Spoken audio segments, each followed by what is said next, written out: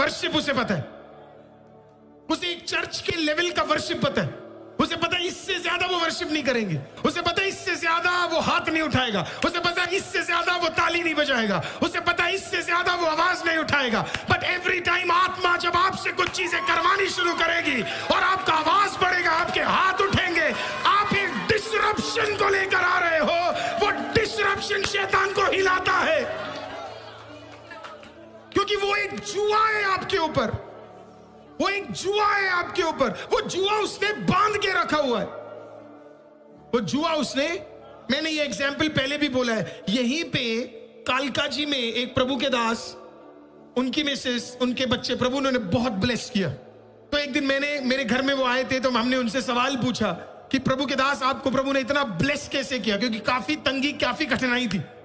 तो उन्होंने कहा कि हम लोग फैमिली के साथ एक दिन उपवास में बैठ गए, और धीरे धीरे जब हम उपवास करने लगे तो कई सारी प्रॉब्लम्स हमारे लाइफ में आने लगी।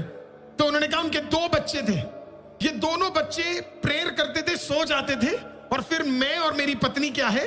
आगे लंबे समय तक दुआ करते थे। लेकिन इस उपवास में एक डिसरप्शन हो गया, बच्चे जो 10 मिनट के प्रेयर के बारे में बाद में सो जाते थे, ये माँ बाप के साथ आधा घंटा पौना घंटा बैठने लगे। तो 40 दिन घर में ये प्रभु के दास और दासी कंटिन्यूअसली प्रेयर करना शुरू किया। अचानक एक दिन आपको बताइए क्या हुआ, ये बच्चे हालेलुया एक दिन रात को ये प्रेयर कर रहे हैं, ये बच्चे अपने आप आत्मा में आ गए, और उस दिन घंटे घंटे पर ये क्या कर रहे हैं आपको पता है, अन्य भाषा में आराधना कर रहे हैं, ये प्रार्थना कर रहे हैं, घर में आराधना रुक नहीं रही है। परमेश्वर ने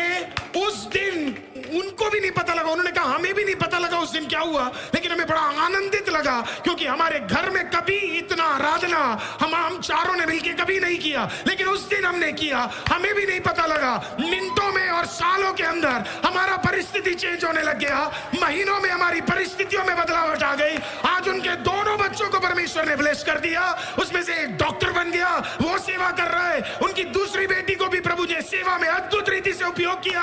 उनका घर बदल गया, उनके कर्ज खत्म हो गए, उनके चर्च में आशीषित हो गया, उनके हर कार्य को खुदा ने ब्लेस कर दिया। एक दिन का डिसरप्शन काफी है।